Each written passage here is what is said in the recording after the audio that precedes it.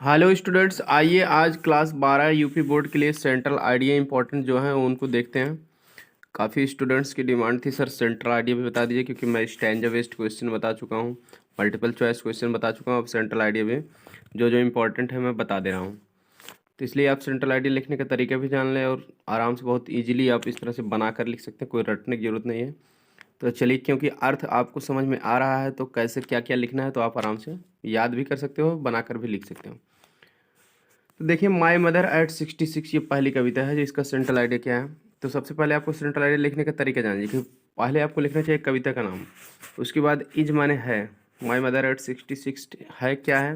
An emotional poem, एक भावनात्मक कविता। Emotion, देखिए इमोशन के बाद, ठीक है ना, भावनात्मक होता है इसका अर्थ। एक भावनात्मक कविता है। Composed by popular Indian English poet. Compose माने रचा गया, लिखित। By popular Indian English poet माने लोकप्रिय, पॉपुलर मीन्स लोकप्रिय इंडियन इंग्लिश पोएट, भारतीय कवित्री कमला दास। तो पूरे का अर्थ होगा माई मदर एट 66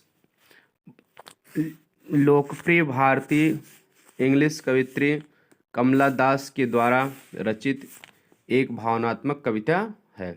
इस तरह से ये इफेक्टिव लाइन होती है। शुरुआत में लिखेंगे ना इस तरह से कि कौन इसके कवि हैं, किस कौन कविता है, कौन कवि हैं, कैसी कविता है, तो एग्जामिनर जानेगा कि हाँ आपका बताने का तरीका अच्छा है, आपके पास डीप नॉलेज है कविता के बारे में। फिर उसके बाद वो बहुत ज़्यादा आगे पढ़ेगा नहीं, एक आध लाइन और पढ़ लेगा तो पढ़ लेगा, आपको नंबर अच्छा दे देगा। ठीक है, तो ये इस तरह से इफेक्टिव करने का एक तरीका है, प्रभाव अपना डालने का एग्जामिनर के ऊपर, क्योंकि फर्स्ट इंप्रेशन है जी लास्ट इंप्रेशन। शुरुआत में देखेगा तो आप बहुत प्रभावशाली लाइनें हैं। अगर बाय चांस आप नहीं लिख पा रहे हो कि मतलब कैसी कविता भूल गए, इमोशनल पोएम, तो आप सिंपली कह सकते हैं माई मदर एट 66। उसके बाद आप कह देना हैज़ बीन कंपोज बाय। ठीक है, अब यहाँ पॉपुलर इंडियन इंग्लिश पोएट भी नहीं जानते, पोएटिज भी नहीं जाना, तो आप कमला दास डायरेक्ट लिख देना कि my mother at 66 has been compose by Kamala Das. इतना ही लिख देना कि माई मदर एट 66 कमला दास के द्वारा लिखा गया है, रचा गया है। तो ये शार्ट तरीका है, लेकिन इस तरह से लिखेंगे तो बहुत इफेक्टिव है। इसलिए मैं हर कविता को कैसी कविता है और कैसे कवि हैं इसको भी मैं क्लियर कर दे रहा हूँ, ताकि आपको जो है बहुत अच्छे नंबर मिले और आपका एक भी नंबर इस पर ना कटे। अगला लाइन है, तो पहला हो गया कि माई मदर एट 66 लोकप्रिय भारतीय इंग्लिश कवित्री कमला दास के द्वारा रचित एक भावनात्मक कविता है। ठीक है, अर्थ पे ध्यान दीजिए। दूसरा, दिस पोएम शोज, यह कविता दिखाती है, क्या दिखाती है? द फियर माने भय, ऑफ लॉजिंग खोने का, हर मदर अपनी माँ को, ऑफ द पोएटिज माने कवित्री के। यह कविता कवित्री को अपनी माँ को खो देने के भय को क्या करती है? दिखाती है। Her mother is in the, अब देखिए कैसी कविता है, कौन लिखा है ये बता दिए, तो अब इस कविता में क्या क्या है वही मेन पॉइंट बताना। किसी तरह से आपको सब में लिखना है कि कौन सी कविता है, कौन लिखा है। उसके बाद दिस पोएम करके यह कविता सोच मैंने दिखाती है या शुरू होती है, स्टार्ट्स भी कह सकते हैं कि इस तरह से कुछ भी, मतलब कि आप लाइन लिख सकते हैं। दिस पोएम सोच, दिस पोएम स्टार्ट्स, या कविता शुरू होती है या कविता दिखाती है, तो जिस चीज़ से शुरू होती है उसको भी बता सकते हो, या जो दिखाती है उसको बता सकते हो। पोर्ट्रेट्स कर सकते हो, चित्रित करती है, तो जो भी मतलब इसी तरह से लिख सकते हो। ये सोच का प्रयोग हमेशा दिखा सकते हो। यह कविता दिखाती है the fear of lodging her mother, उनकी अपनी माँ को खोने का भय, ऑफ द पोएटिज कवित्री, कवित्री के को अपनी माँ खो देने का भय दिखाती है, या कवित्री को उसकी माँ के खोने का भय दिखाती है। दोनों कह सकते हैं, हर में सपना और उसका दोनों होता। Her mother is in the last phase of her life, उसकी माँ जो है अपने जीवन के अंतिम चरण में है। फेज में होता चरण या अवस्था, स्टेज जिसको कहते हैं, लास्ट स्टेज में है, लास्ट फेज में है। तो जीवन के चरण की अंग्रेजी होता है फेज। उसके बाद अगला है, her mother is in the last stage of her life, उसकी माँ अपने जीवन के अंतिम चरण में है। अगला वाक्य, so the poet's feels that, इसीलिए कवित्री महसूस करती है कि सी विल पास अवे सून, वह जल्द ही क्या हो जाएगी? समाप्त हो जाएगी। पास अवे मैंने मर जाना, गुजर जाना। ठीक है, तो कहने का मतलब ये है कि यार अंतिम चरण में उसकी माँ है, इसलिए वो सोचते हैं कि वह बहुत जल्द ही समाप्त हो जाएगी, मतलब मर जाएगी। वह मतलब उसकी माँ, ठीक है, सीख मतलब उसकी माँ जो है जल्द ही मर जाएगी। पोइटिस गेट्स स्केयर्ड, कवित्री डर जाती। गेट्स स्केयर्ड माने तो डर जाना, डर प्राप्त हो जाना उसको।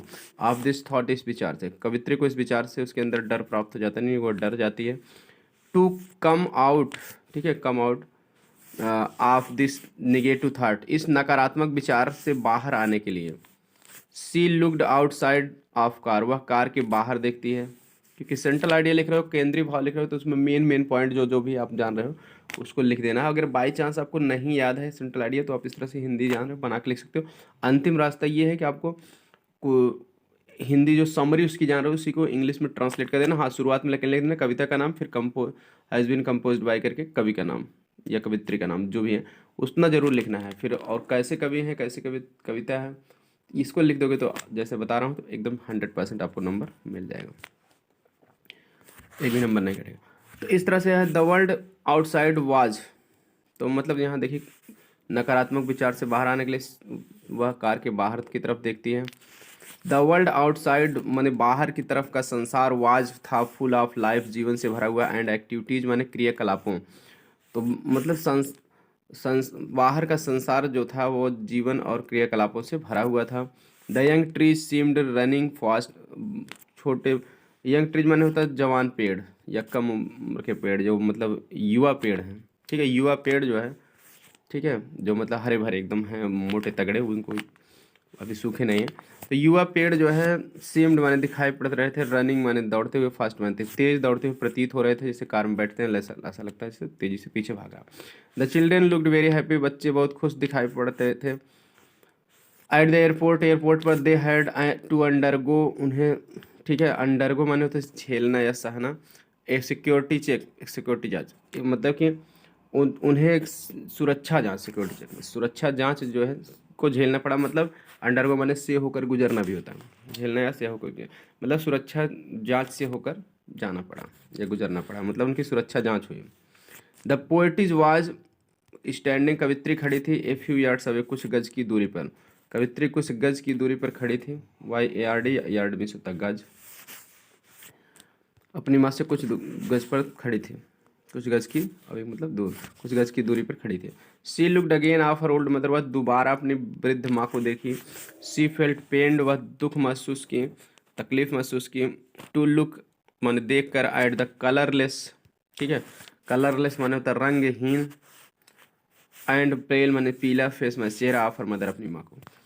तो वह अपनी माँ के रंगहीन और पीले चेहरे को देखने पर क्या दुख महसूस की।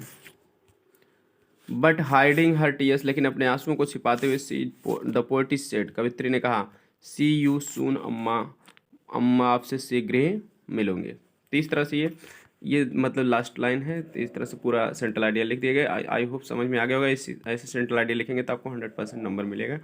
और ठीक है, आपका नंबर नहीं कटेगा। और थोड़ा राइटिंग भी आप बैठा दीजिएगा, क्योंकि आपको पेपर में नंबर लेना है, तो इसलिए आप राइटिंग भी बैठा देंगे, ऐसे लिख देंगे, वर्ड में मिस्टेक नहीं करेंगे, पूरा नंबर मिल जाएगा। ठीक है, मिलते हैं नेक्स्ट वीडियो में एक और सेंट्रल आइडिया के साथ। आप सीखते रहिए, और ग्रामर भी आपको अपलोड हो रहा है डेली, ट्रांसलेशन सीरीज इस समय चल रही है, तो इसलिए आप चैनल से जुड़े रहें। इस पर जो है आपको फ्री ऑफ कास्ट बहुत सारी तैयारियाँ करवा दी जाएंगी, एग्जाम पॉइंट। मिलते हैं नेक्स्ट वीडियो में। Thanks for watching.